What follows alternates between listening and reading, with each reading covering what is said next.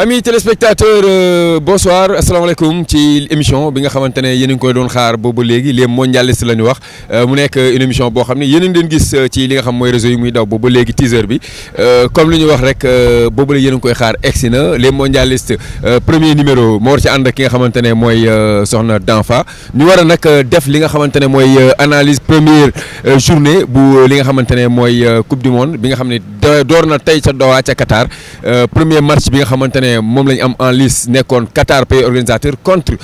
ñi nga xamante ne ñoo nekkoon waa Équateur match boo xam ne nag match boo xam ne c'était un match âprement disputé entre les Qatariens ak les Équatoriens loolu yëpp dinañ ci ñëw ak analyse bu baax a baax ci li nga xamante ne mooy match bi mais également ci sommaire bi ginnaaw match boobu on va parler également de li nga xamante ne mooy xew fii ci Sénégal parce que vous êtes sans savoir que suba Sénégal day jouer li nga xam mooy premier match am contre ñi nga xamante ne mooy les Pays-Bas mu nekk na match boo xam ñëpp a ngi koy xaar également pour xam ñi nga xam mooy gaynde yi les champions d'Afrique nan la ñuy duggee en liste ci compétition bi nga xam mooy am ca Qatar loolu la ñu war a débriefer on va faire des micro-trottoirs yu ñu leen di proposer mais également des analyses ci biir analyse yi nga xam dañu ko def fii ci plateau bi laataa loolu mesdames et messieurs ce qu'on va faire mooy dañuy tourner sunu naataango chroniqueur bii di Fatou Danfa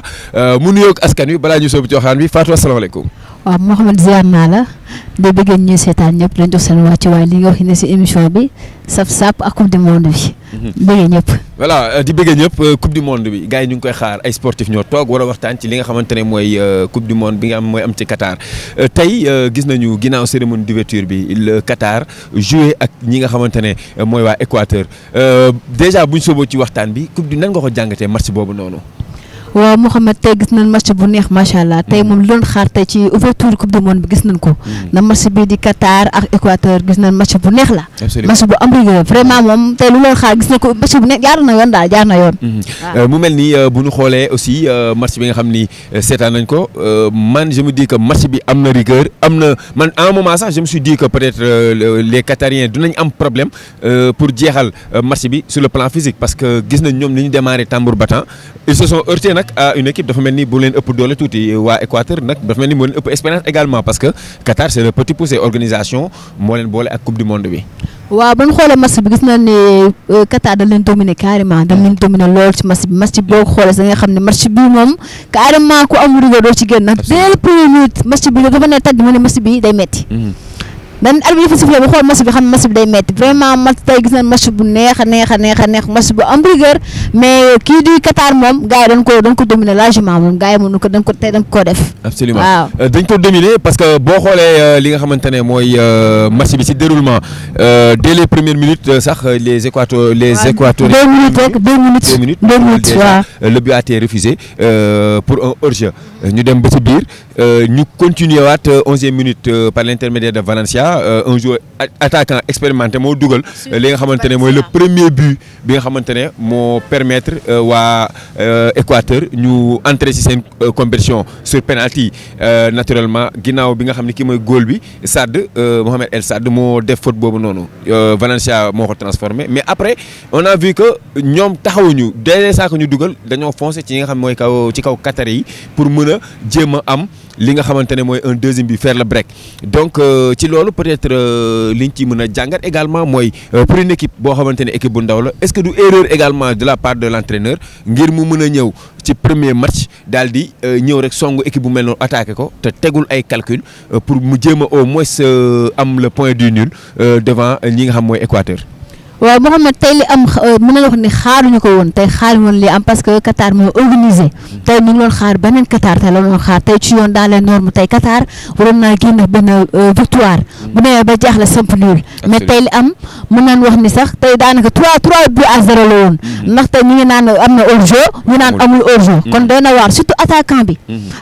moom tey moom mention spéciale à lui tey homme du match moom la gis nga attaquant da ngay bu nekkee blessé na ba génn waaw si même blessé sax de ban mi-temps ñu ngi am xel ñaar naan est-ce que dina ñëwaat mais courage à lui dafa duggaat ci terrain bi dem ba xam ne mënatul te am na yoo xam ne kenn du ko forcé des na yeneen match des na deux match des na ak yeneen match yi nga xam ne yii mooy qualification yi des na kon jarul muy forcé def na macha allah match soo ko génn tey moom amuñu lenn lu xam ne moom la ñuy wax capitaine bi nga xam ne mooy Équateur moom tey moom homme du match moom la tey si plutôt capitaine bi koy nduru tey boo takkee brassard nekkul da nga takk brassard ni pour takk brassard boo ko takkee am na loo xam ne tii moom nga doon taxee ci terrain bi comme moom tey moom vraiment man capitaine bi moom man tey dama kontaan ci moom parce que ma bëgg loolu man capitaine boo xam ne da ngay joxe exemple. capitaine boo xam ne da ngay joxe exemple effectivement parce que comme li nga wax c'est vrai que il s'est blessé au genou mënoon na toog ci li nga xamante ne. dafa mel ni gars yi ñoo ko tey ah. dafa mel ni ñoo ko tey da nga ko bëggoon wàññi. absolument parce que loolu dafa question moo bëggoon a ñëw sax parce que soo xoolee man dama ne après Qatar soit niveau bi des na ou bien. parce que pour man équipe boo xam ni équipe bi joué tey équipe bu Qatar bi joué tey vu contexte match bi man je me disais que waa Équateur dañoo waroon au minimum am 4 buts d'écart parce que tamit ñu fàttali ni ci poule bi. Derrière il y a le Sénégal il y a les Pays-Bas ñooñu aussi c'est de grosses pointures te au finish in fine mën nañu dem bay xool ci goal average donc équipe boo ko mënee da nga ko war doon lu bëri. tey ma si daal ma suuf sax maa ngi toog ñu ma toogal naa leen góol bi am na sens. absolument ndax xam naa bu fekkoon Sadio Mané. dina mel ni basket de. dina encaissé lu bëri parce que gis nañu ni sur le plan technique dese na quoi. il était un peu instant sur la ligne même premier but bi sax ba muy encaisse gars yi ne hors-jeu la. si sortie bi baaxul. il a ndax sortie nu mu sortee baaxul. mais looloo tax ñu indi li nga xam ni mooy di wax ni moom le gardien moo enrayé li nga xamante ne mooy hors-jeu bi. parce que moom gardien bi mu génnee la enrayé hors-jeu mais malheureusement après ñu am ay jeex jaaxa mais l'essentiel foofu a été fait maintenant ni Qatar abordé match bi selon toi en tant que koo xam ne yëngu na ci wàllu football ndax tu crois que tey noonu la ñu waroon attaquer match bi ndax waruñu woon ñëw tey toog ci seen camp défendre jéem a xool premier mi-temps lan la Équateur indi avant ñuy génn puisque ñoom ñooy inexpérimenté ñoom ñoo ñëw pour jàng est-ce que waroon nañ ñëw rek attaquer ñi nga xam mooy Équateur donte ni nag pour man ñoom dañ jàpp ni Équateur peut-être mooy équipe bi gën a xaw a abordable ci ñoom ñaar à mon avis mais est-ce que ni leen waroon tey attaquer match bi. man match bi ba ma ko seetaanee maa ngi toog ak benn femme mu leen nuyu fii moom laa toogal ab bi dafa ne prix rek sama gars yi attaqué. ma ne femme bi ñii dañuy attaqué. mais tamit xam naa ni ñoom des nañoo xam équipe bi nga xamoon tey moom la jàkkaarloo man loolu laa jàpp des nañ ko xam. parce que équipe boo ko xam ne dëgg da nga am système boo footballé ak moom. si surtout première minute rek nga ne taj rek damay dugal non da nga def nànk.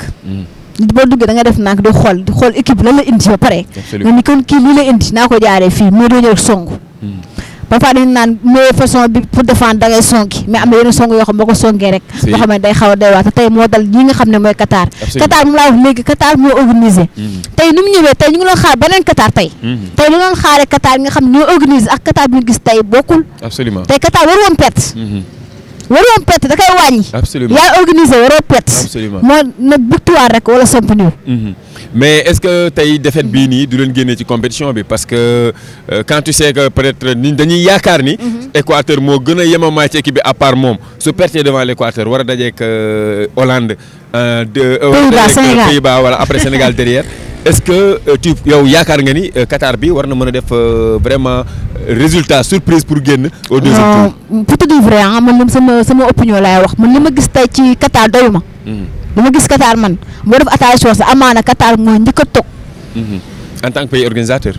li ma gis tey boo def attention laa wax Qatar mi organisé Mohamed mooy njëkk a toog. dem toog bi këram seetaan. te li ma gis maanaam est-ce que ñu am na attaquant. xanaa deuxième période bi fin temps bi la commencé li am ay occasion. mais dafa yéeme. waaw parce Qatar que équipe bi day na waar. fàttali ni Qatar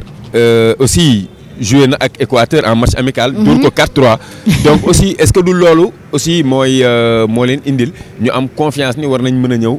aussi il joué à domicile dañu war a ñëw teg leen pression dès les premières minutes pour jéem a dugal et les faire douter peut-être c'est une stratégie mais en tout cas l'un dans l'autre man je pense que l'entraîneur a fait une erreur et l'erreur a été d'attaquer très vite cette équipe équatorienne qui bi nga xamante ne ils sont expérimentés je le rappelle en 2002 quand le Sénégal faisait ses premiers jours dans la Coupe du Monde Équateur mi ngi woon foofu noonu c'est l'équipe de Carlos Tenorio indi woon leen ñu vraiment def de très bons matchs donc à mon avis l'entraîneur pouvait jouer sur le plan défensif ba pare doog a jéem a attaquer pour xool après lan la équipe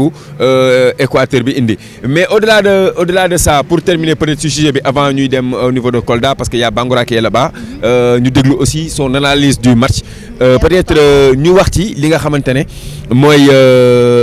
instant bi match bi Équateur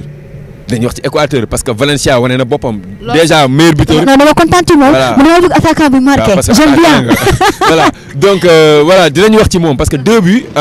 en ouverture. donc ça non man 3 laa tuddee Mohamed. voilà parce que. man 3 laa tuddee man 3 laa jàpp bu njëkk ma ko validé parce que xool naa xool mais man aujourd'hui man. absolument mais loolu sama bopp. absolument donc loolu pour wane ni que peut-être souvent les pays organisateurs dañ leen di xaw a pousse mais en tout cas il devient le meilleur buteur lors du premier match. mu ne il a déjà 2 buts. wane boppam maintenant est-ce que. dañuy jàpp ni Équateur jël na une sérieuse option pour la qualif au deuxième tour ou bien dafa joué gum rek di xaar ñi nga xamante ne demain ñoo war a entrer en liste dans le groupe muy Qatar ak muy Pays-Bas ak Sénégal avant ñu def transition naturellement pour wax ci li nga xam mooy match Sénégal. Mohamed xam nga sa premier match boo ko gagné da lay may confiance. absolument premier match moom fexeel reyante ko ba gagné ko da lay may confiance gis nga défaite brib di break gars yi dóor la da lay wàññi. absolument da lay wàññi moo tax laal surtout nga organiser vraiment waroon na koo jaayante reyante ko mais tey li ma gis si équipe bu Qatar bi man laal doyuma. gisuma li nga xam ne lii ñii war nañoo mën a sori. des na entraîneur bu xoolaat classement yi waaye bu dee am na ci banc bi ñi nga xam ne ñii vraiment pare nan. na bàyyi ba jouer Sénégal ba pare doo xoolaat classement bi. non instant ñu ngi ci kii Sénégal moom après la. parce que après la ñoom Sénégal la ñuy am. donc Qatar. loolu àgguñu foofu moom waat.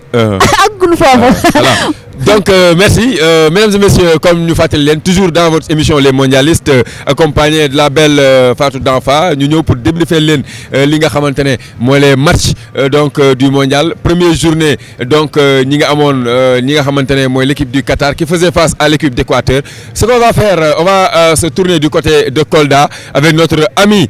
donc et confrère bi nga xamante ne mooy Alassane Bangoura mu jox ñu ses impressions lors du premier match mesdames et messieurs on va suivre Alassane Bangoura.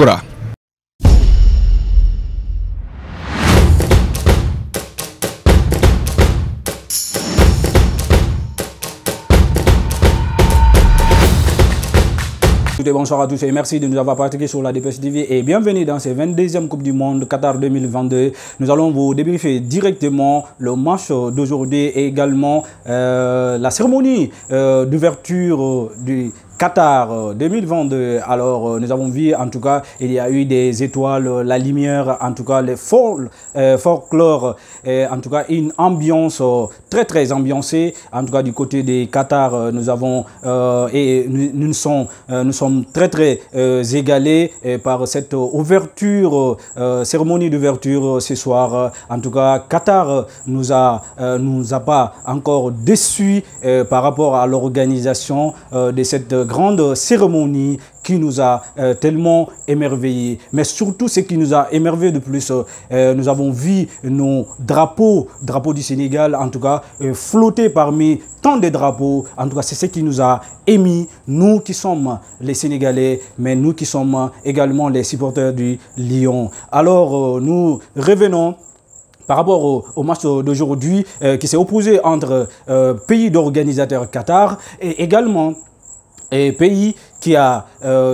joué et qui a gagné ce match contre le pays d'organisateur. Mais l'avant-match, nous avons vu la déclaration des deux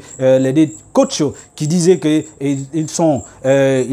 considèrent cette rencontre comme la finale parce qu'il faut la gagner pour espérer quelque chose et c'est ce que l'Équateur a fait. Mais l'homme du match ce soir, l'homme qui a brillé et l'homme qui a brillé maintenant, l'homme qui a brillé même dans cette saison-là, c'est Valencia. Évidemment, la star de cette équipe, le capitaine emblématique de cette équipe, il a montré sa force, il a montré sa puissance, il a montré également son efficacité. Il a ouvert le score, non seulement mais également il a percuté, il a marqué le premier but par coup de tête, également le deuxième but, il a marqué le deuxième but non seulement sur penalty. En tout cas, c'est un joueur qui a montré son talent, qui a montré également ce qu'il peut encore apporter. Mais très malheureusement, il est sorti sur blessure. En tout cas, on espère son retour, mais pas le côté du Sénégal. En tout cas, c'est ce que nous allons vous débriefer tout à l'heure. Mais également, du côté du Qatar, également, c'est une équipe qui n'est pas bien entré en matière. Ils ont montré quelques défaillances, non seulement au niveau de la défense, parce qu'ils étaient très très passifs. Parce qu'on a vu tous les buts qui sont marqués par cette équipe de l'Équateur, ce sont des buts qui ne devraient pas être marqués parce que tout simplement ils n'ont pas fait beaucoup de marquages intenses. Nous avons vu pas mal de déchets techniques au niveau du milieu terrain, au niveau de la défense, dans la construction derrière. Nous avons vu également beaucoup de déchets techniques. En tout cas, ces équipes-là, cette équipe de Qatar nous a tellement déçus ce soir. En tout cas, ils vont essayer de voir quelque chose très ils vont nous montrer peut-être dans leur prochain match. En tout cas, c'est l'Équateur qui s'en est très bien sorti ce soir en marquant 2 reprises et le doublé de l'homme fort de ces matchs et se nomme tout simplement Valencia. Et merci. Voilà Alassane Bangoura que nous remercions pour cette brillante analyse et sans transition nous allons parler maintenant du Sénégal. Comme mesdames et messieurs comme ni ñu koy waxee rek lu def wax luy ay di ñàmbat match Sénégal demain contre équipe bi nga xamante ne mooy Pays-Bas Hollande di équipe bu football Fatou Sénégal Hollande on va camper le décor defe naa ne mooy li gën a soxal téléspectateurs yi nga xam ne ñoo ñuy suivre demain la bande à Sadio Mané donte du nekk ci équipe bi ñu war a dajeeg Pays-Bas match boobu pour yow ginnaaw bu ñu ko waajalee depuis presque ay weer nan la ko Sénégal war a aborder. waaw suba ñu war a jouer sans Sadio Mané moom la ñëpp di waxtaanee. moom la ñëpp di waxtaanee. suba match bi sans Sadio moom yaakaar naa ne koo gis même ñi nga xam ne nekkuñu ay africain sax. moom la ñuy xaar ba sànq ba gars yi reporter yi ñu ngi koy wax. naan sans Sadio Mané ñu ko ñaanal tamit wér-gu-yaram. Sadio yàlla dogal lu muy dogal. gis nga de nit ki ni nga mëbal loo xam ne suñu borom du la ci boole. amaana ñu woon lépp ba tey match ci qualification yi ñu ci woon dem ba lii suñu borom dogal mu am blessure. ñu koy ñaanal mu tane ak jàmm ak salaam. suba nag moom comme Sadio ñëw fi. sama gars yi ñoo jéem a porte volontaire rek. ñu la mayoo def match. mais avant ñuy dugg proprement si match bi d'accord on va parler encore de l'absence de Sadio Mané mais bu ñu waxee ci match bi liste bi d'abord liste bi yow à ton avis nan nga ko gisee yow bi nga gisee Aliou Cissé génne liste bi yow ban ndax sa xel dafa gën a dal wala. waaw liste bi aw ma si benn souci mën naa wax loolu aw ma si benn xel ñaar parce que ñi mu woo ñëpp ñu football te macha allah ay kër yu baax la nekk aw ma si benn xel ñaar ñu rek def leen confiance ñu xaar leen ci Qatar bi ñoo def résultat. et le constat est unanime parce que je pense que même bi ñu demee ci fi nga xamante ne mooy sur le terrain unanimement les Sénégalais ont apprécié cette liste là proposée par Aliou Cissé parce que li ñu jàpp mooy on ne change pas une équipe qui gagne et c'est dans la continuité parce que depuis 2012 avec ce fameux quart de finale obtenu par les Lions dans les Jeux Olympiques c'est Aliou Cissé qui était coach adjoint d'alors 2015 il rejoint l'équipe nationale boobu léegi bu ñu xoolee c'est la même ossature d'équipe qui est là avec l'équipe nationale boobu léegi c'est quelques joueurs qui sont rentrés et d'autres sont sortis certainement Diao Baldé n'est pas de cette campagne mais il y a d'autres joueurs valables yoo xamante ne il remplace Diao Baldé Keita qui remplace Aliou Cissé également il y a son jeune frère Pathé Ciss qui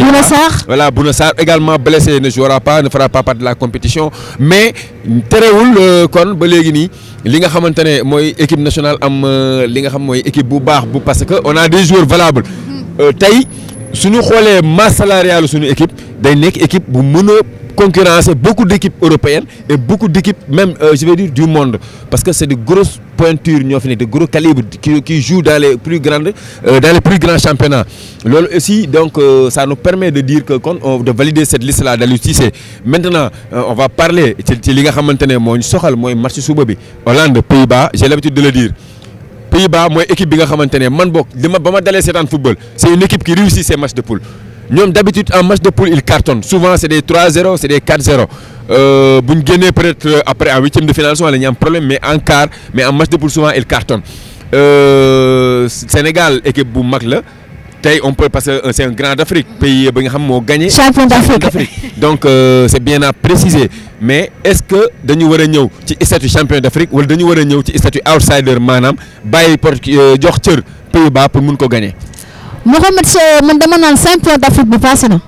mais fu mu toll nii ñun yëre boobu nañ ko suñu tekk fee. fu mu toll nii coupe du monde bi moo ñu ñor xam ñu def mooy nan la mën a def gagné ba gagné coupe du monde bi mais champion d'Afrique moom loolu c'est du passé quoi na nga ko tegee fee ñu fàtte loolu. na fàtte loolu ne ci match bi. En tout cas on va dire que fi mu ne nii moom c'est l'ambiance. Au Sénégal les gens sont en train de d'arborer les couleurs nationales. Ce qu'on va faire mooy rek dem. Avant ñu ko ci sujet bi dem jëli li nga xam mooy benn capsule proposée par Binet ci li nga xam mooy marché bi avec donc les vendeurs de maillots de tissus et consorts pour voir ñoom nan la ñuy dundee li nga xamante ne mooy début coupe du monde bi.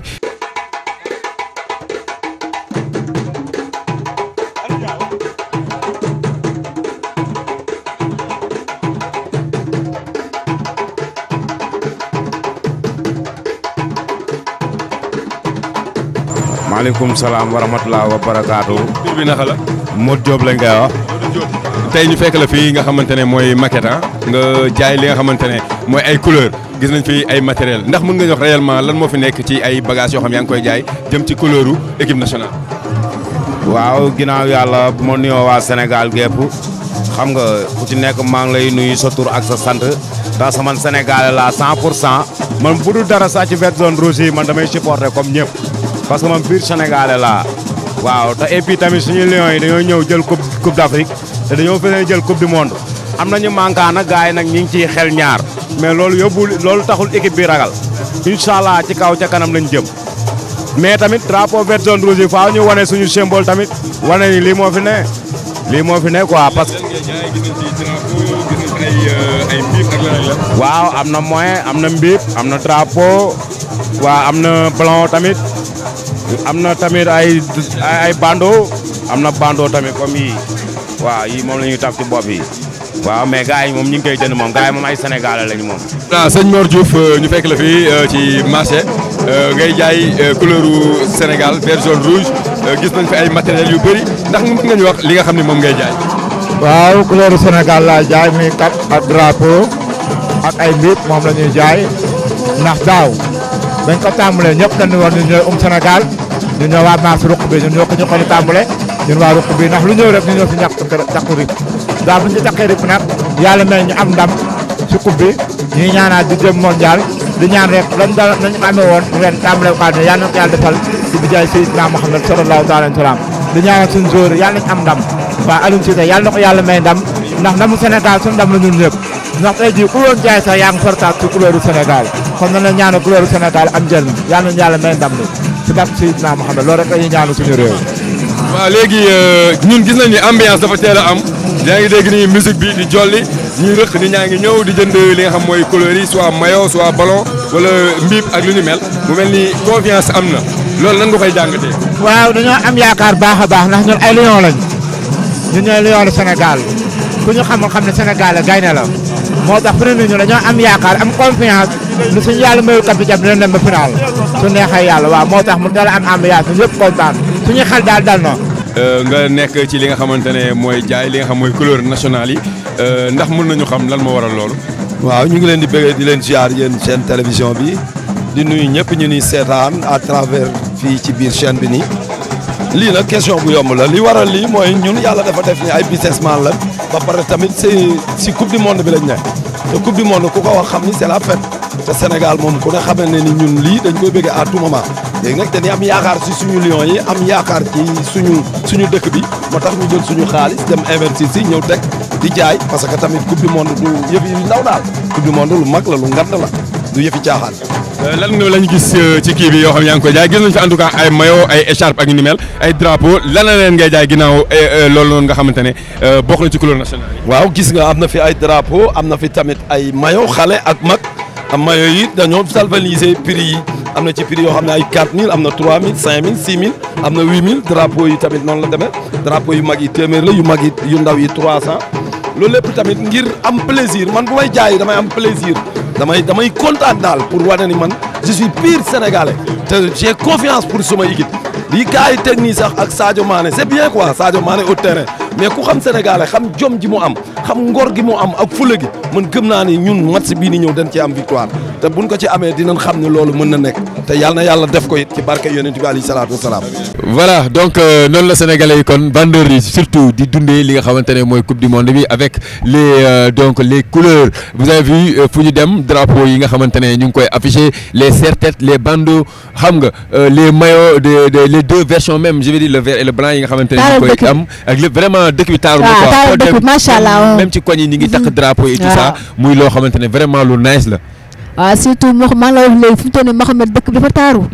foo romb yaa ngi gis vert jaune rouge ak suñu étoile bu nice bi vraiment moom non xamuñu fi tàkk couleur. non vraiment may moom dafa rafet vraiment. may affaire nice na trop nice na trop drapeau bi non dama yaakaar ni woon sax coupe du monde bu commencé. absolument nag dëkk bi dañuy dund ambiance 100%. ñëpp génn mais ni mu génnee ni macha allah. nan booloo rek nekk benn rek jëli affaire yi. absolument ñu des ci Hollande coupe du monde bi bu dooree Sénégal j'ai l'habitude de le dire en 2002 match d'ouverture boobu le Sénégal était petit poussé de la coupe du monde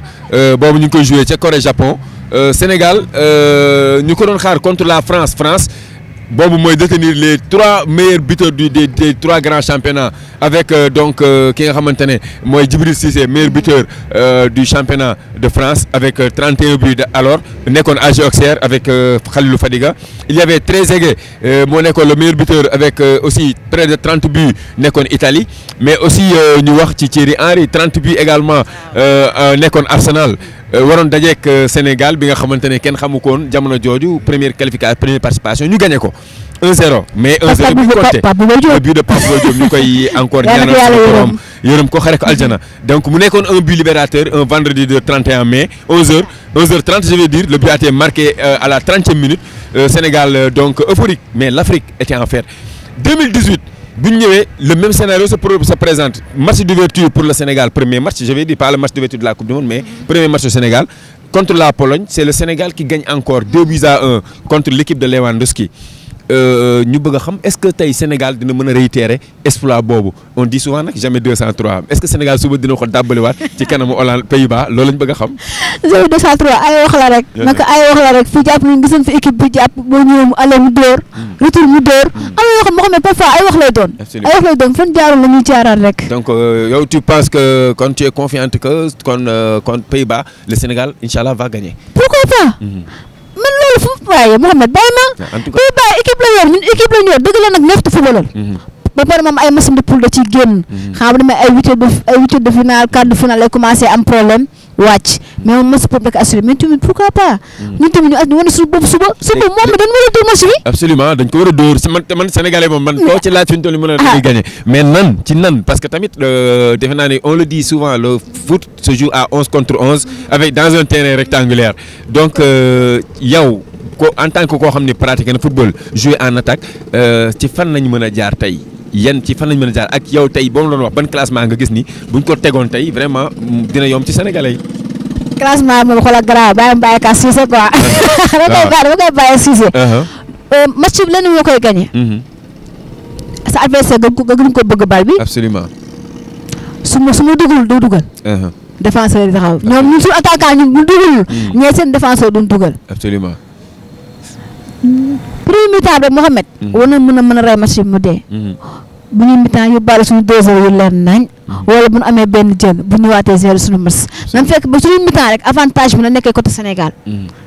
man loolu laay wax. d'accord loolu vraiment lu leer la parce que defe naa ni bu ñu amee stratégie boo xamante ne déjà c'est de tout faire pour bañ a encaisser un but dans les surtout bañ a encaisser. waaw ensuite jéem a xool comment faire pour njëkk leen a dugal. ça peut vraiment jouer en notre faveur loolu moom c'est vraiment une très bonne chose mais aussi je pense que ce sera un match boo xamante ne jusqu'au coup de sifflet final defe naa ni kenn du benn équipe du bàyyi. parce que tamit match la boo xam day relancer ñaari équipe yëpp parce que déjà il faut comme li ma la wax sànq l'Équateur am na 3 points donc suba foog ñaari équipe kenn am ci 3 points nous prions que ça soit le Sénégal loolu la ñu ñaanal Sénégal donc suba day nekk match boo xam ni ba fin du match kenn du bàyyi. suba moo xam ne ko ne match bi na yomb da lay nax ko ne diw match bi suba bi day mel ndoxu naan. mi ngi lay nax suba match bi du yomb. mais coom fit rek nekk gaynde loolu suñu tur rek mooy si mën a génnee. absolument suñu attaquant yi tamit ñu assurer suñuy but. ndax occasion boo ko amee. amaana mu nga ko bañ a amaat. da nga koy exploiter. équipe boo ko jekkoo rek Mouhamed def ko bu ko may mu xalaat nit ki boo ko may mu xalaat rek mën na laa rey. absolument léegi yaa ngi wax ci affaire bii ñu gis ne aussi sunu attaquant yi Sadio souvent moo nekkoon suñu buteur mais Ismaïla Sarr ci dernier match yi gis nañu il a beaucoup raté des occasions surtout contre l'Égypte Boulaye Dia également il n'est pas très percutant li muy dugal bëriwul trop donte ni souvent moom la ñu gis ni Aliou moom lay teg il y a Famara Diédhiou également mais suba il faudra être tranchant maanaam première occasion wala occasion boo am mu dugg ci biir kër gi donc qu'est-ce qu'il faudra faire ndax joueurs yi dañuy tànn benn joueur boo xam ni moom la ñuy jox leadership bi wala dañu war a am benn leadership collectif maanaam équipe bi yëpp nekk leader yow boobu yow su doon yow tey ci ñaari yooyu ban mooy nekk option bu doon ma sama point de vue du ma jël benn nit ne ko leader bi yow la parce que loolu koo ko wax da yenn pression te pression nit mënu koo footballé man li ñuy wax daal yenn match ñun xam na li ci yenn match dangaa am benn match yenn ko yenn ba bu dugg si terrain si dañuy réer carrément mais je préfère que suba mu doon football boo xam ne football collectif lay doon kaanam na doy waar na suba Sénégal ñëpp ngi xaar Sénégal ñu koy xaaree Sénégal sans Sadio Mané ñu koy xaaree Sénégal champion d'Afrique absolument du yomb bu ñu am benn pression le cas de Sarr Ismaïla Sarr yaa ngi ko day raté lu bëri yaa ngi koy wax léegi Iso macha allah Iso bu tawee doo ko dab mën a dribbler mais problème mu am moo siré mooy problème mu finition attaquant da nga am finition parce que bu mënee daw mën dribbler mën na leen tam day dugal amul effort amul njëriñ parce que li gën a métti mooy contrôle romb sa adversaire lu ko gën a métti li ci des finition bi mais il faut finir mooy dugal biir Ismaïla Sarr suba dañ koy ñaan mu dëggal boppam gis nga un bon Ismaïla Sarr bu taxawee présent rek suba duñ jooy Sadio Mané bu paree taxaw Ismaïla taxaw dëgg boppam suba kenn du jooy Sadio Mané li ñuy dugal ba bégal mais problème mooy pour mu dugal moo doon problème bi Mouhamed loolu absolument foofu la ñuy teg suñu loxo mesdames et messieurs ñu dem xool sénégalais yi également lan la ñu xalaat ci match bi toujours avec la complicité de Bintou ñu daal di dem xool sénégalais yi lan la ñu xalaat ci suba match bi nga xamante ne moo war a dox ci diggante Pays-Bas ak Sénégal à vous. voilà Aliou Cissé ñi ngi taxaw ak yow fii ci maquette bi ba léegi di waxtaan ci li nga xam mooy équipe nationale parce que ne Olof Ndiaye dafa ne lu def waxu lu ay di ñàmbat équipe nationale du Sénégal war a jongante suba ak ki nga xamante ne mooy Hollande équipe nationale Sénégal di jongante ak Hollande lan moo ci sa gis-gis ci match boobu. waaw match boobu moom sama gis-gis am naa ci gis-gis parce que Hollande moom peut-être ñun mosu ñoo tase ak Hollande. c'est la première fois te Hollande am nañ joueur yoo xam ne peut-être joueur sax boo xam ne moog Sadio Mané ñoo bokk équipe yàlla def na nag Sadio Mané peut-être am na blessure mais te ñoom ñaar ay temps gars yaa ngi wax ay Van Beek ak Sadio Mané doon nañu rivalité naan dañuy ñaan yàlla nañ tase ñoom ñaar fii coupe du monde yàlla def na tase nañ nag bien vrai que Sadio Mané moom absenté na mais gars yi ñu ngi ko teewal Hollande ak Sénégal moom yàlla dina def jàmm bu soobee yàlla parce que Hollande moom mënuñu parce que Sénégal boo xoolee ay jouram individuellement joueurs yëpp a baax kon daal ñun duñ def lu dul di leen jàppale ñun waa Thiès fii région de Thiès ñëpp pare nañ pour jàppale Sénégal di ñaan yàlla nag yàlla may leen ndam ci kaw Hollande waaw. yàlla may leen ndam wax nga ko Sadio Mané du jouer mais bu ñu xoolee li nga xamante ne mooy composition ndax yaakaar nga ni Sénégal am na 11 boo xamante ne day rivaliser ak Hollande. si am na ko Sénégal boo xoolee presque 26 joueurs yi ñu sélectionné ñëpp ay professionnels la néew na nga gis koo xam ne logo la nekk fi ci dëkk bi ñëpp ay professionnels lañ même Hollande yi sax ñoom amuñu lool kon Sénégal bu dëggalee boppam résultat rek mën na cee génn man maa la wax bu soobee yàlla. état d'esprit bi Lions yi ñoom defe naa ne demuñu fa pour foo xam nañ li leen war mais dégg nga aussi message bi nga xamante ne lancé nañ ko gaynde yi ci ñu xeex ba dem ba jeex maa ngi ko wuti ndam li mooy li nga xamante ne moom la ñu wax ban message ngay lancé li nga xamante ne mooy supporters yi ngir ñu dem ci ginnaaw gaynde yi pousse leen pour ñu gagner. waaw supporters yi moom xam naa moom mos nañ ko depuis coupe d'Afrique moom ba léegi moom bàyyeegul comme que Sénégal mos ñamal na leen ñu jël coupe d'Afrique mondial bi day gën a takkar naasa rek slogan bi nag moom incha allah du tegeeku dem ba jeex maa ngi koo wuti ndam li foofu moom fa la gars yi taxaw joueurs yi tamit defe naa ñoom retour boobu amaan nañ ko seen xel ñoom dañuy jàpp ci terrain bi gars yi jàpp ci kaw rek ñiy jàpp Sénégal mu baax kër diine yi tamit maa ngi leen di lancer message ñoom ñëpp nañ ci jàpp parce que affaire yi Sénégal la ñoom ni ñu mënee seen course yeeg seen werd yi nañ ci jàpp xale yeeg jeunes yeeg ni ñu mën a supporter may génn ñu jàpp incha allah loolu moom yàlla na ci def jàpp. Aliou Cissé nga tudd waaw Aliou Cissé nga tudd daanaka yaay turandoo course bi mu ne nii yaay course bi alors si wàllu composition ban 11 nga gis pour jouer ak Hollande. waaw moom peut-être bu ñuy mboo gis manquant Sadio Mané la ñuy gis te Sadio Mané moom am na fi ñoo xam ne vraiment bu ñu taxawee dëggal seen bopp barki alxuraan mën nañ taxawaay Sadio Mané kon 11 départ yi moom defe naa Aliou Cissé du am problème boobu parce que moom bopp la waaw ku tudd Aliou Cissé moom ku ko sant xamal na ko yàlla may la jàmm rek la ñuy am. jërëjëf merci beaucoup Agaza. Ibrahima ñu ñëw fekk la fii nii bëgg a waxtaan ak yow ci li nga xamante ne moo jëm ci coupe du monde bi Sénégal war a entrer en lice demain incha allah à 16h ci kanamu Hollande match boobu nan nga koy jàngatee. waaw match bi nu ma koy jàngatee maanaam xanaa xam ne ñi ñuy dajal moom équipe bu baax lañ ñu gën a gëm suñu bopp rek comme ñu wane si coupe d'Afrique bi gëm suñu bopp bu ñu ko defee yaakaar naa dinañ si am ndam parce que Hollande moom kenn naatable moom équipe bu baax a baax la yaa ngi dégg ay joueurs yu baax ñoo fa ne ay joueurs yoo xamante ne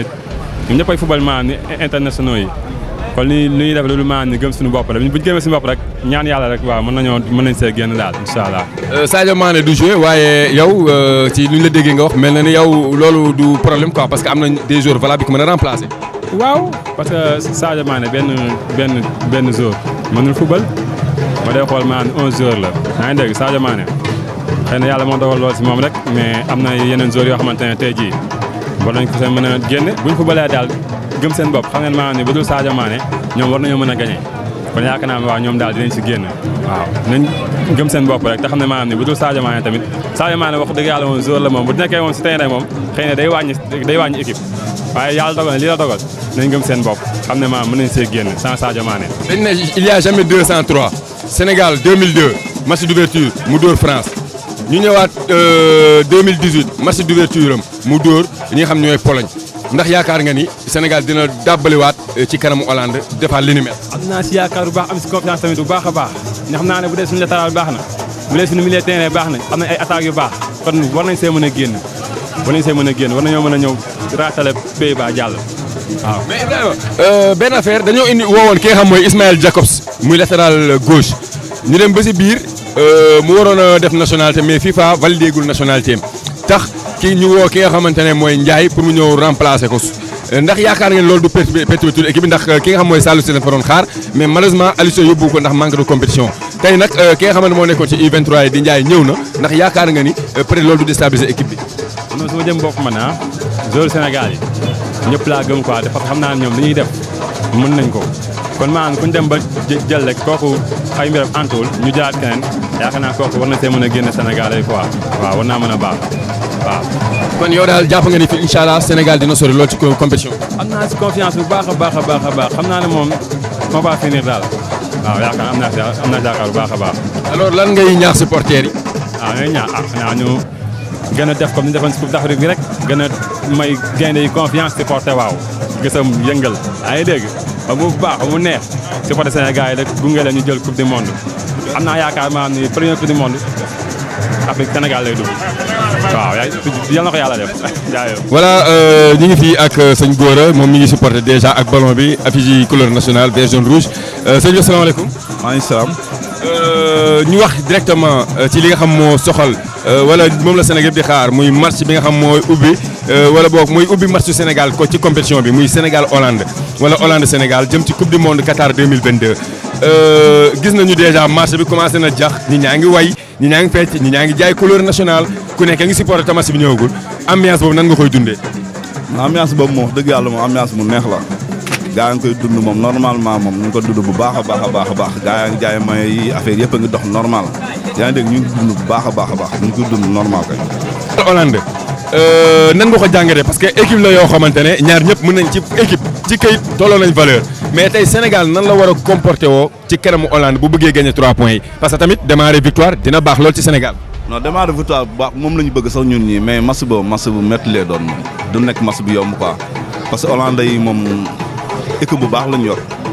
équipe bu baax lañ yor bu baax a baax. li nga wax li sax lu koy dëggal mooy ils sont dañ nekk ci dynamique 15 victoires lañ toll équipe bi donc pour wane ni ñu ngi ci forme. non équipe bu baax lañ yor moom équipe bu baax a baax bu dëgër sax waa Hollande mais moo tax fu mu toll nii moom gars yi moom bu ñu duggee terrain bi rek nañ def doucement rek nañ def doucement ñu ànd déggoo teg bal bi football ko teg bërëng ko normal yaa ngi dégg waaw doxal bal bi normal bu ñu ko defee rek moom mën nañu am ndam ci match bi quoi waaw mën nañu am ndam ci match bi te ñu bañ a bàyyi waa Hollande ñuy jouer normal ni ñu ko bëggee waaw fu ñu leen fekk ñu teg ko seen kaw waaw. du ñu wax ci côté peut-être classement bi yëpp mais yow milieu terrain parce que defe naa ne match milieu terrain lay doon si wàllu milieu terrain bi yow lan nga yan joueur yan bopp nga doon xaar ci digg bi. non milieu terrain bi moom dëgg yàlla ragal ma ko quoi milieu terrain bi Aliou Cissé teg baax na. waaw li mu teg moom baax na. Sénégal am na joueur yu baax. non am na joueur yu baax Sadio Mané moom dëgg la moom ñëwul moom mais sincèrement ñi ma gis nii moom bu ñu leen jàppalee moom dañu am ndam dañ sori ci affaire bi dañ ci sori trop waaw. kon yow malgré que Sadio Mané ñëwul moom gëm nga ni moom Sénégal war na mën a def exploit ci coupe du monde bi. non man gëm naa ne gars yi dinañ dem parce que am nañ joueurs yu baax ay joueurs yu baax a baax ñoo nekk moom la Aliou Cissé indi waaw joueurs yu baax la ñu indi te Hollande moom man gëm naa ne sax premier match bii nii gëm naa ne moom dañ ko dóor nañ ci am victoire. jërëjëf merci beaucoup. Sénégal Hollande la am premier match defe naa ne tey la coupe du monde démarré ak Qatar demain Sénégal wala jouer yaa ngi ko wax léegi am na ay manquement mais yow nan nga gisee équipe nationale réellement en tant que sénégalais. non man l'essentiel moom sama xel dal na moom xam man nag yeneen sénégalais parce que boo xoolee yow équipe bi nga yor yow yoroo ay logo ay pro. Sadio Mané joué sa xel dal na. waaw sa xel dal na parce que ñun bu ñu jël benn joueur rek wékk ko ci équipe bi sans Sadio Mané duñ dem bu gars yi defee loolu seen bopp sax bu ñu gañe kenn parce que yàlla moo Sadio Mané nag moom dina ci feeñ mais booy dinañu wane seen bopp ba doo xalaat sax Sadio Mané man gis naa loolu quoi parce que Sénégal France moo gënoon a garaaw France bi ñu koy dóor daanaka moo boole meilleur joueur du monde yëpp moo ko téye jor meilleur joueur du monde teew dañ kaa dóor 1-0 teel kaa dugal benn bii faat mu topp ci daw ba temps bi jeex kon bu ñu xoolee suñu digganteeg France ay Hollande waruñoo jaaxal France moo gënoon a 10 bi ñu koy dóor 1-0 kon boog bu ñuy baalew naan ay Hollande yooyu noonu day mel dañoo xeeb suñu bopp ñun nañu gëm ne ay gaynde lañ ay sénégalais lañ waaw ñun dañoo war a dem jëli coupe du monde indi ko fii comme ni ñu jëlee coupe d'Afrique indi ko fii noonu la ñuy war a jëlee coupe du monde indi ko fii affaire bi gëm-gëm la rek.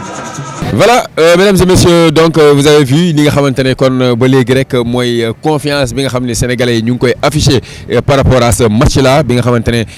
dafa war a dox ci diggante Sénégal ak Pays-Bas ñuy ñaanal suñu ñooy ndama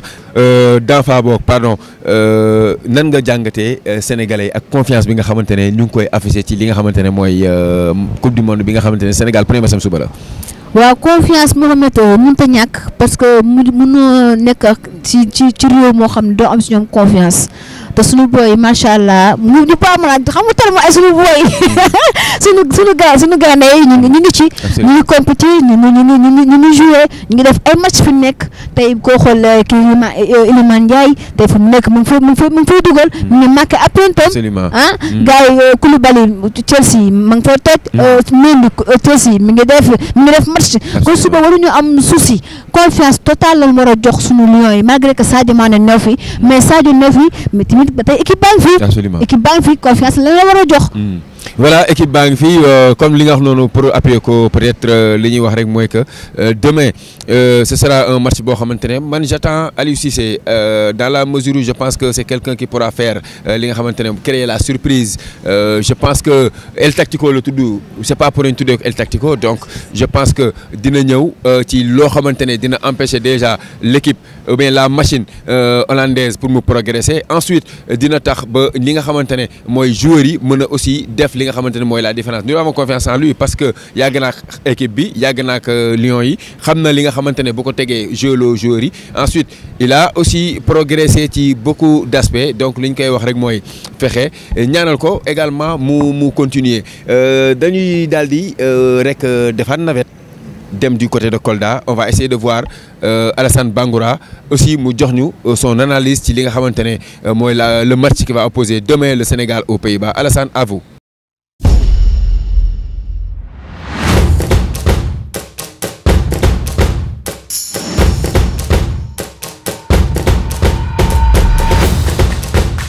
Nous allons vous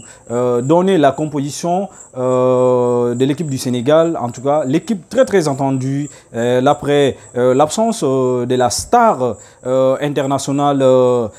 sénégalais Sadio Mané qui ne fera pas partie de cette composition, mais en tout cas nous espérons que Aliou Cissé fera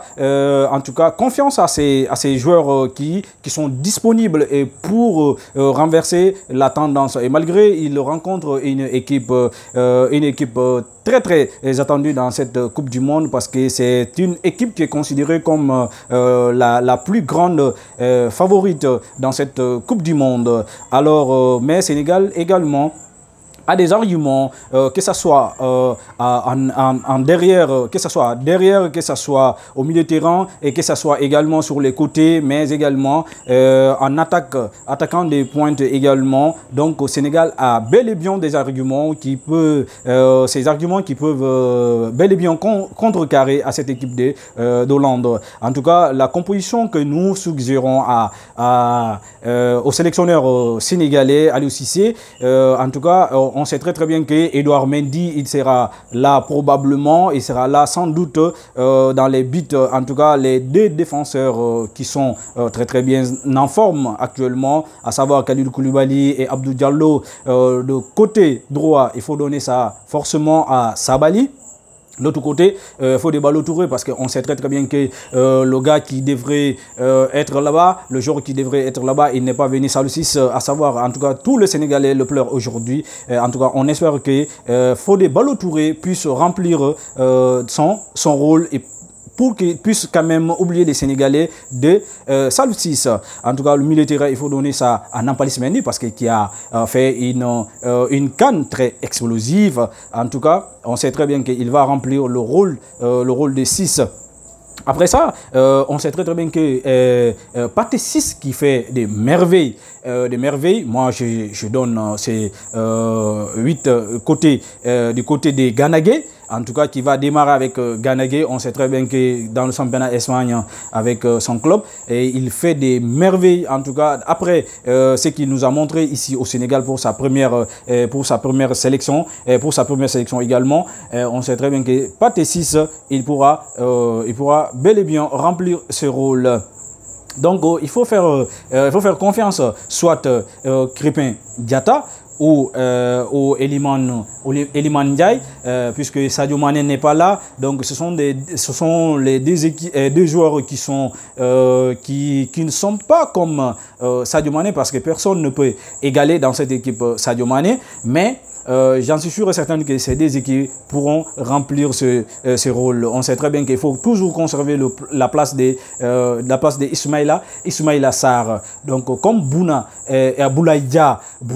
il est très en forme. L'attaquant très en forme, et on sait très bien qu'il fait des merveilles également du côté de son club également. Donc il faut lui faire également confiance. Il faut faire confiance à lui. J'en suis sûr et certain qu'avec cette composition, j'en suis sûr et certain que cette équipe pourra bel et bien contrecarrer cette équipe d'Hollande. Donc si nous prenons cette équipe de l'Hollande et on prend également individuellement, on sait très bien que Sénégal peut bel et bien se rivaliser avec cette équipe d'Hollande. Malgré l'absence de Sadio Mané, qui fait pleurer le monde du foot aujourd'hui, tout le monde s'inquiète pour le Sénégal. Mais j'en suis sûr et certain que le Sénégal pourra s'en sortir. Ça sera une poule très compliquée parce qu'aujourd'hui, l'Équateur qui a obtenu sa toute première victoire en battant cette équipe d'organisateurs, en tout cas, ça va un peu compliquer la tâche. En tout cas, les Sénégalais, les Sénégalais, ils vont tout faire et pour conserver minimum match nul face à cette équipe d'Hollande. Mais pourquoi pas et battre cette équipe d'Hollande, parce que le Sénégal a ses arguments, a ses joueurs qui sont capables de le faire. On est bel et bien, cette équipe du Sénégal peut bel et bien se rivaliser avec cette équipe d'Hollande. En tout cas, voilà la composition que nous proposons, la DPS TV propose au coach Aliou Cissé. En tout cas, avec cette composition, on sait très bien qu'il pourra faire du mal à cette équipe d'Hollande. Et voilà, merci pour tout et à demain, Inch'Allah. Merci Alassane, merci beaucoup. Nous gis li nga xamantene kon moy cette pertinente et brillante analyse de Alassane Bangoura du côté de Kolda. Nous saluons toute la communauté koldoise bi nga xamantene ñu ngi suivre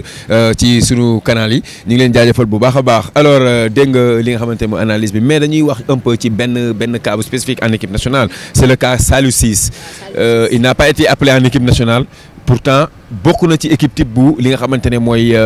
équipe nationale ci équipe bu Coupe d'Afrique bi moo nekk meilleur latéral tey woowuñu ko est-ce que loolu aussi du indi jafe-jafe pour équipe bi notamment gis nga yaa ngi gis le problème de naturalisation de Ismaïla Jacob nan nga koy jàngatee. waaw moo xam ne choix boobu Aliou Cissé def man ànd naa ci. nag Saliou Ciss dëgg la Coupe d'Afrique bi vraiment def na loo xam ne macha allah kenn amul ci xel ñaar. donc au début sax gars dama ko critiquer mais après dafa yeewu wane li la ci moom parce que li la ci moom da doon nelaw. mais après da koy wane ñëpp apprécier. dafa def match. mais ci diggante après coupe d'Afrique bi ak coupe du monde bi nekkatu ci benn club. te tey mënuñu koo bàyyi mënuñu koo jël bàyyi fi ñi nga xam ne fii ñu ngi ne ci ay club. loolu man manque de respect la ko mën tuddee. ndax tey équipe koñ bi sax bu ñu dajaloo woon nii koñ bi war a football am ko jóge ci beneen koñ. ñu war génnee kenn rek da gis boppam. absolument mais ci yoon Aliou Cissé lu mu def man ànd naa ci. kon amul compétition amul fu mu nekk mënuñu koo jël. malgré que def na macha allah def na match def na. Coupe d'Afrique lu jaar yoon. voilà je te rejoins sur ce point parce que aussi comme on dit compétition là on est dans le haut niveau tu peux pas aussi c'est vrai que il a fait une très bonne Coupe d'Afrique mais daf fekkoon muy compétir donc bu ñu jógee ci Coupe d'Afrique bi également sans compétition. moom mi ngi fi sax. parce que son petit frère est là comme mi ngi fi génn fi Saliou Ciss génn fi. absolument vous avez raison. Donc loolu aussi c'est une très belle chose mais may wax ne aussi ci boo xoolee liste Aliou Cissé c'est une liste très équilibrée soo xoolee muy ci kaw ba ci suuf équilibré na ñu bëri nag démb ñu ngi gis avec Ismaïla Jacobs problème bi am ñu naan que dafa am problème naturalisation ak FIFA. Mais heureusement que le ministre Augustin Senghor est sorti pour mettre les points sur les i leeral ni en fait on a appelé Moussa Ndiaye mais Moussa Ndiaye woo biñ ko woo nekkul Jacobs lay remplacer. Sadio Mané la pour le Sadio Mané Jacobs il est là il va attendre juste peut-être d'ici le deuxième match en attendant FIFA di décider sur son sort et que jox ko naturalisation pour mu mën a. non loolu méttiwul. mun fii laa bëgg fii laa football mais naka bàyyi fu mu bëgg. tout à fait. bu ko forcé bu nekk Almadi nekkul Almadi Sénégal la bëgg na fi bàyyi fii la tranga. Absolument. Et je pense que comme joué na ñaar match amical moom yaakaar naa ne du metti pour mu am la naturalisation maintenant dañuy jël avis d'expert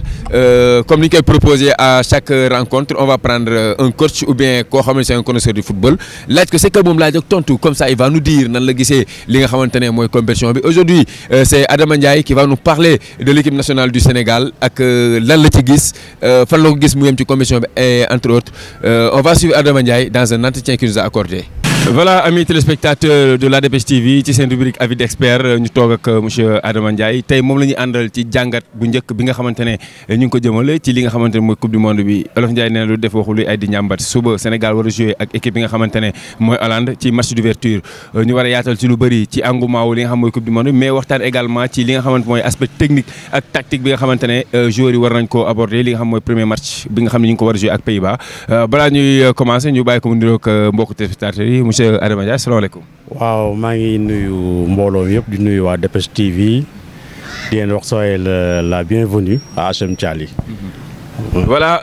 comme ni ñu ko waxee léegi on a déjà campé le décor ñu ngi wax ci li nga xam mooy coupe du monde bi Sénégal war a jouer demain à 16h ak Pays-Bas d'abord ci wàllu préparation gis nga li nga xamante mooy la liste. bi nga xam ni moom la Aliou Cissé le coach national proposé liste boobu boo ko ba nga ko jàngatee ban sentiment nga ci am. waaw di wax rek on prépare le match avec philosophie avec sérénité d'abord di wax tamit ni d'accord nañ ci liste bi coach Aliou Cissé joxe parce que xam na ses hommes parce que koo defal presque 5 ans xam naa ne xam nga ñi ngay tànn bon li ñuy déplorer rek mooy l'absence de Sadio Mané mooy sunu espoir mooy sunu star national. di ko ñaanal yàlla tamit mu dellusiwaat si jàmm ànd ak une bonne guérison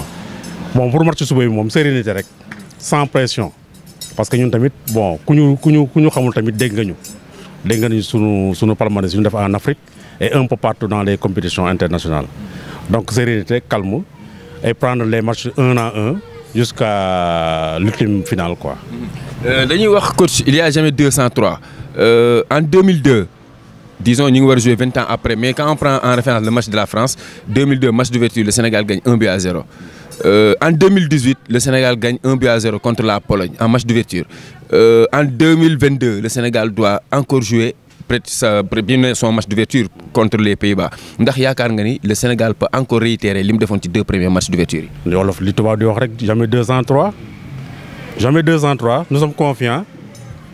Hollande ñu fay football ñoo ak sunu joueurs yi ñoo bokk club. xamante ne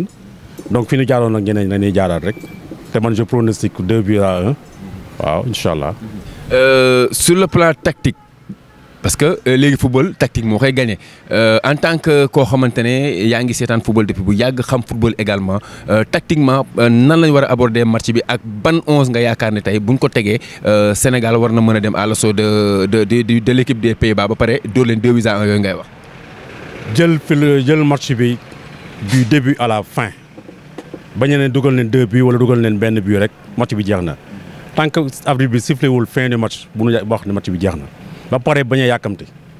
waaw bañ a yàkkamti parce que nous sommes à notre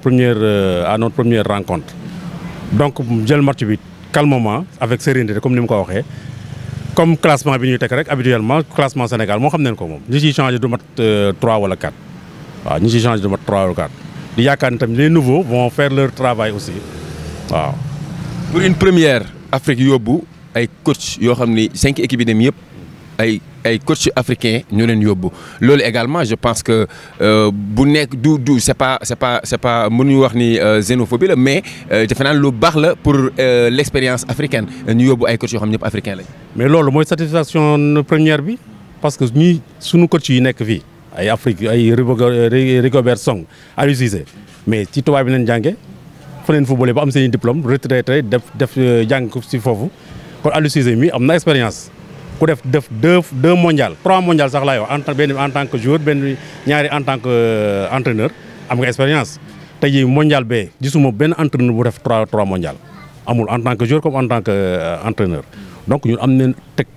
entraîneur bu baax bu ñuy woowee sax el tactico donc je pense que suñu defee nank rek avec le soutien de tout un peuple dinañ am lu soxla incha allah. sànq si wax monsieur Ndiaye maa ngi lay dégg ngay wax l'absence de Sadio Mané parce que évoqué nañ ko lu bëri yoon c'est un grand joueur mën nañ sax xaw a tarxiis wax ni pour la première fois ci coupe du monde les 2 premiers meilleurs joueurs du monde duñ joué parce que Benzema a été forfait hier a déclaré forfait bokk hier ci li nga xamante ne mooy mondial moom également Sadio Mané 2e ci Ballon d'Or aussi du dem. loolu également ndax du peser ci équipe nationale son absence wala yow lan ngay wax ci ñi nga xam ne ñooy yeneen 22 acteurs 23 acteurs yi nga xam ne war a représenter Sénégal. c'est vrai absence am dina peser parce que mooy sa yaakaar te nit ki li nga amee li nga am rek moom nga duggee marché comme on dit mais je pense que aussi absence am dina libérer yeneen boy yi comme ay Elimane Ndiaye comme ku bees ku nu woo démb muy Moussa Ndiaye dina leen libérer ay Ismaïla Sarr dina leen libérer. donc ils vont jouer pour lui avec sans pression aussi te je pense que tamit moom entraîneur bi dinañ ko wax ak regroupement encadrement technique bi dinañ ko wax donc je pense que absence am métti nañu suñu sañoon mu nekk suñu mais tamit tout malheur est bon aussi des fois laay wax quoi waaw. ci Coupe d'Afrique bi gis nañ benn joueur boo xam ni man dama doon tuddee ma ko tuddee woon le Brésilien du Sénégal avec ses amortis de la poitrine ses appels à l'avant muy Saliou Ciss ñu xam ni Sénégal aussi day jouer lu bëri sur les flancs aujourd'hui il n'est pas à la Coupe du Monde faute de compétition ndax amul club tey ndax loolu du ñu manqué parce que gisoon nañ benn cohésion entre moom ak Koulibaly dans les relances mais aussi entre moom ak Sadio Mané tey ndax loolu du manqué également équipe nationale. c'est vrai que Saliou Ciss absence am tamit métti nañu le fait que amul club mais nag du faute entraîneur bi. l'entraîneur tamit ñi muy jël pour respect à la nation avec les autres joueurs ñi am compétition rek lay jël ak ñi am club mais man gëm naa ni booy bi ñu woo bu démb Moussa Ndiaye il fera l'affaire suñ ko titularisé parce que am na expérience bi am na vécu national bi par exemple yàgg na nekk capitaine équipe nationale U23 yi yàgg na football Sénégal donc Crépin ak Pape Matar ba ñuy door Hollande en U23 coupe du monde bi moo nekkoon takkoon capitaine donc loolu je pense que man daal awuma tiitukaay ci Sénégal daal waaw awuma tiitukaay na leen yàlla may wér rek ak concentration bu baax bon ils feront l'affaire incha allah. alors coach peut-être avant dernière question mooy engouement bi gis nañu ni Qatar dafa tàng maa ngi dégg sax ñuy wax ni peut-être bu ñu xoolee par rapport à la socialisation bi muy première coupe du monde boo xam ne ni peut-être les Africains se sentiront comme chez eux ndax loolu mën na participer pour li nga xamante ne mooy le résultat yi nga xamante ne peut-être dina pousser les équipes africaines pour ñu sori. la réalité du terrain rek réalité du terrain mooy pelouse bi moom c'est rectangulaire pour toutes les équipes tàngaay bi bon nous sommes africains dinañu dimbale. pour un moment mais tamit soo demee acclimatation 10 jours rek bon ñu ne tubaab yi ñoo ci yem parce que il paraît que les stades sont climatisés les conditions sont au maximales bon réalité terrain daal mooy li ñuy wax quoi waaw le terrain est rectangulaire pour toutes les équipes donc football ak fula rek tàngaay bi muy taw ak muy neige ak bon c'est la même chose quoi waaw c'est la même chose. ban appel ngay lancé ñi nga xamante ne mooy le 12e homme parce que gis nañu ni depuis la Coupe d'Afrique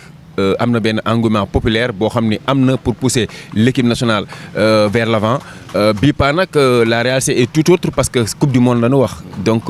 ban appel ngay lancé ñi nga xam ne mooy les supporters derrière les Lions. gëm yàlla wekk lépp ci yàlla waaw suñ ko defee manko tamit comme ni ñu koy waxee manko wuti ndam li je pense que ni ñu ci dugg ak bisimilahi rahmaani rahim génn ci ak alhamdulilahi rabbil alamin waaw ñun na Sénégal yëpp manko góor mag jigéen toutes les religions soient ensemble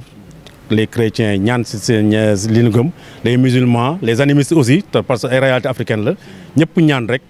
ñu bokk ndey bokk baay lu ñu yàlla may rek ñu jël ko te mu bañ a nekk fatalité ci dëkk bi quoi. peut-être parcours Lions yi yow ci sa vécu parce que ku yàgg football yàgg seetaan football également xam football ban tey ci estimation fan nga gis équipe nationale bi. coupe bi. kon yow jàpp nga ni coupe bi day ñëw. final incha allahu rabbi man Sénégal Brésil suñuy football damay sot waaw parce que man je suis chauviniste quoi. waaw man moom Sénégal fu Sénégal yi di yeewoo daal ku muy footballeur wala ku muy basket wala ku muy bëreel fa Sénégal lay faral te moom laa koy ñaanal quoi donc man je mise pour la coupe incha allah dina metti nag seen numéro mu góor nañ fa nekkal bon dina metti mais rien n'est impossible pour un Sénégalais quoi. jërëjëf rien n'est impossible pour le Sénégalais foofu lañ lay tàggu di la jaajëfal également pour le fait de vous être prêté à nos questions di la jaajëfal également ci disponibilité bi. di leen gërëm yéen tamit di gërëm waa Dépêche TV di leen wax mondialu jàmm yàlla na télé bi yokk ba nekk comme télé yi européennes yeeg africaines yi ñu leen di dégg fu sori di leen remercier seen visite incha allah. jërëjëf merci grand Adama Ndiaye dégg ngeen moom nee na Sénégal gis na ko. Final parce que donc il se sent sénégalais et à chaque fois bu compétition amee moom mi ngi ginnaaw équipe bi ba jeex mais également au-delà de analyse bi gis nañ ni mu pertinente buy wax da ngay xam ni c'est un connaisseur du foot qui parle vraiment ñu jaajëfal ko mais également passer un coucou à tous les habitants de Thiali fa nga xam ne fa lañ ko fekkoon donc mu am ak ñun entretien boobu noonu toujours sur la donc houlette de ki nga xamante ne mooy Bintu voilà dégg nañu kon li nga xamante ne mooy kii bi maintenant on va parler concrètement de l'équipe nationale du Sénégal avec son parcours. Demain c'est le Pays-Bas mais derrière après il y a le Qatar, il y a l'Équateur. Forcément demain on doit gagner pour entrer dans la compétition. Après nan nga gis contre deuxième match certainement man gisuma ni Sénégal war na mën a taxaw ak équipe bi nga xamante ne moom lañ gis tey mu joué muy équipe bu Qatar bi bu ñu xoolalaat seen bopp Sénégal la ko mën après mu des l'équipe de l'Équateur yow bu ma la doon tey laaj fan nga gis Sénégal ci compétition bi. Mohamed mën naa wax Sénégal match bu suba bi incha allah moom wax Pays-Bas bu ci génne war naa mën a sori. loolu moom aw ma ci xel ñaar match suba bi moom parce que man match par match laay demee. mënu ma wax match yi nga xam ne ñëwagul kon Équateur wala Qatar. kon ci Pays-Bas bi la moom naa wax ci Pays-Bas bi. Sénégal suba bi incha allah bu génnee ci match Pays-Bas bi moom Mohamed non dafay sori da nga ne daa faa waxoon na ma ko. mu génn ci match boobu parce que xam nga neex ñu football la même match pour leen koy assuré. te ñun tamit du leen may dara. so match bi c'est à gagner foog ñu gagner ko. match bi c'est à gagner mesdames et messieurs donc noonu la demee on va en tout cas être derrière les Lions essayer de les pousser à fond li mu wax aussi c'est vrai on va prendre les match par match parce que suñu fàttalikoo ci Coupe d'Afrique bi c'était ça ku ñu laaj dañ naan non sonn nañ ci non dañuy gagner finalement coupe bi du ñëw léegi lañ jël match yi match par match ce qu'on a fait et ce qui nous a amené en finale ce qui nous a permis de remporter le trophée c'est ce qu'on va réitérer dans ce mondial ñuy inviter toute la communauté sénégalaise mu taxaw derrière l'équipe tout le monde sportif ñu ànd ak li nga xam mooy équipe bi mais également ñu ñaan sunu papa yi sunu yaay yi paa yi mère yi ñëpp ñu ñaanal joueurs yi pour que ñu vraiment sori lool ci compétition bi à défaut sax ñu gagné ko pourquoi pas parce que aussi Sénégal dara jomb ko te on est fier d'être sénégalais donc gagné coupe du monde bi boo dee ñëw Afrique Sénégal indi ko fi pour une première defe naa dara dàq ko l'émission tire à sa fin lan mooy kàddu yu mujj yi. waaw di maa ngi nuyuwaat ñëpp di santal ñëpp di la nuyu Mohamed di la wax lu kontaan naa ci invitation bi di wax mention spéciale ak sama technicien yi parce que man technicien laa àndal man aw ma affaire ak kenn Bintu Thiat bu RTT Umu Xayri man yéen lay bëgg daal. ginnaaw loolu maa ngi nuyu sama famille. di wax kuku sama yaay boy borom Cambérène sama doom Alioune Badara papa di nuyu ñëpp daal. maa ngi bëgg ñëpp daal di leen wax à demain incha allah. merci donc à demain rendez-vous fixé parce que kon ñu fàttali leen ni ce sera chaque jour ñu ñëw fii incha allah débriefer leen les matchs de cette coupe du monde là indil leen li nga xamante ne mooy xaw si terrain bi mais ñu jaajëfal leen bu baax a baax wax leen ni également kon ñi ngi fii ci nga xamante ne mooy esplanade bi nga xamante ne moo nekk fii ci Thiès jaajëfal l'équipe technique vraiment sonn nañ depuis ce matin ils se sont mobilisés ñu commencé ci chat. kenn du ñoom caméra kenn du ñoom wax aussi ci Oumou Khayri vraiment elle s'est déplacée uniquement pour émission bi wax ci Binet également bu image yi rafetee ñoom la bu kaddu gi war a jëlee coupe du monde la ñu ngi leen di jaajëfal bu baax a baax di leen wax ni c'est une équipe boo xamante ne elle sera là inchallah des femmes battantes pour vous accompagner man moom j'aime bien être entouré de femmes elles sont dynamiques moo tax ma ànd ak ñoom di leen jaajëfal mesdames et messieurs c'était votre émission les mondialistes nous sommes mondialistes on sera ici au Qatar kon pour gunge leen ci li nga xamante ne mooy kon li nga xam mooy jéego yi nga xam équipe yëpp dañ koy def mais également jéego yoo xam équipe nationale da koy def ñu ngi leen jaajëfal bu baax a baax ci topp bi ci seen canal di leen jox dig daje kon demain inchallah pour un autre numéro de les mondialistes d'ici là portez-vous bien au revoir.